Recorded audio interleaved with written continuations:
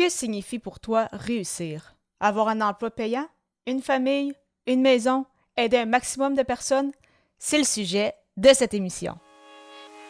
Les médias sociaux en affaires est ton rendez-vous hebdomadaire pour en connaître davantage sur les différents réseaux sociaux et les plateformes de création de contenu dans un contexte d'affaires. Chaque semaine, je répondrai à une question thématique qui te permettra d'appliquer concrètement ces conseils pour ton entreprise. Si tu reconnais l'importance et la puissance des réseaux sociaux ainsi que de la création de contenu pour ton entreprise et que tu souhaites en apprendre davantage sur cet univers, tu es au bon endroit. Je suis Amélie Delebel, travailleuse autonome dans le domaine des communications et marketing depuis février 2020. Je travaille avec les réseaux sociaux et dans la création de contenu depuis 2014. Les médias sociaux en affaires est mon deuxième podcast après Athlète Entrepreneur, lancé en janvier 2019. Bienvenue sur mon podcast.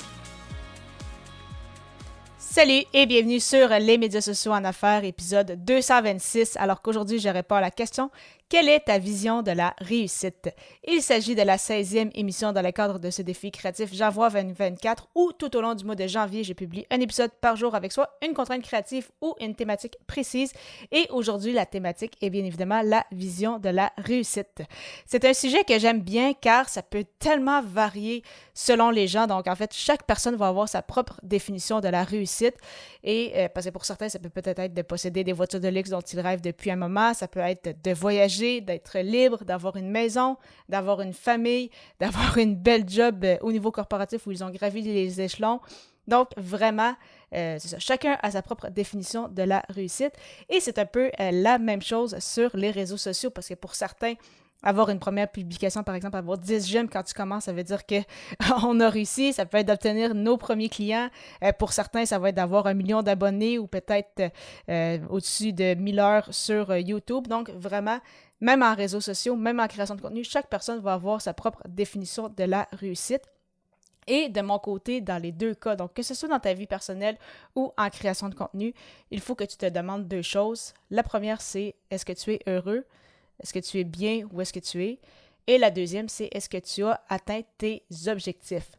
Parce que sur les réseaux sociaux, tu as beau faire beaucoup de vues, tu as beau avoir plein d'abonnés, mais si au final tu ne fais pas de vente, si tu n'as pas de clients, tu ne génères pas d'argent, donc au final, ça ne sert à rien. Donc oui, c'est beau pour l'ego d'avoir des publications avec des centaines de mentions j'aime ou d'avoir, par exemple, un épisode de podcast qui a super bien fonctionné, mais si concrètement, ça ne t'apporte rien, c'est ça, c'est beau, ça aide à booster l'ego, mais ça se limite pas mal à ça. Alors qu'à l'inverse, c'est arrivé moi personnellement avec certains de mes clients, il y a des gens que tu ne vois jamais, avec lesquels tu n'interagis pas du tout, en fait, qui n'interagissent pas avec ton contenu, mais qu'ils te voient quand même, qu'ils gardent ton nom en tête et par la suite finissent par te contacter une fois qu'ils sont prêts.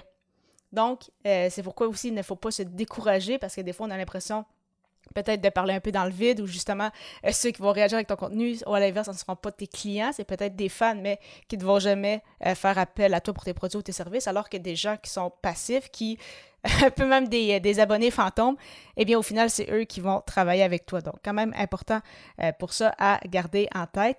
Et bien évidemment, au niveau de la réussite dans la vie, quand je mentionnais le plus important, c'était d'être heureux.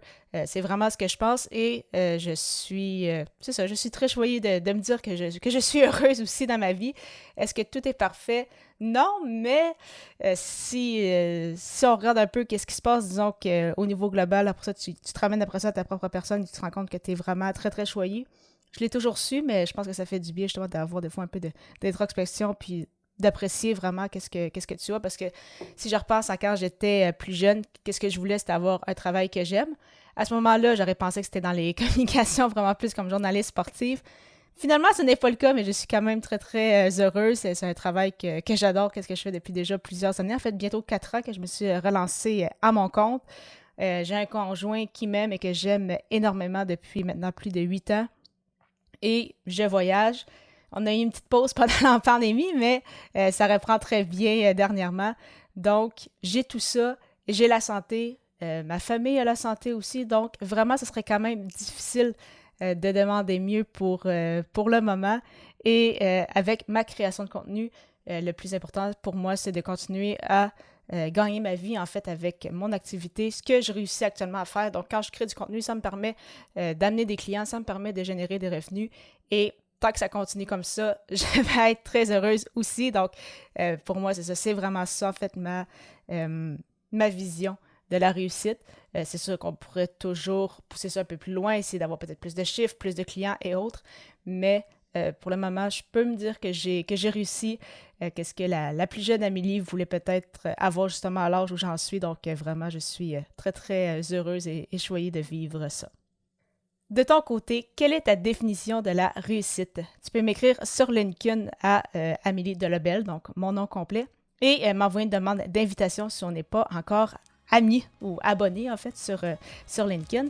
Et au plaisir de te retrouver dès demain pour l'épisode 227 alors que je répondrai à la question « Quelle est ton histoire de réussite? » À bientôt!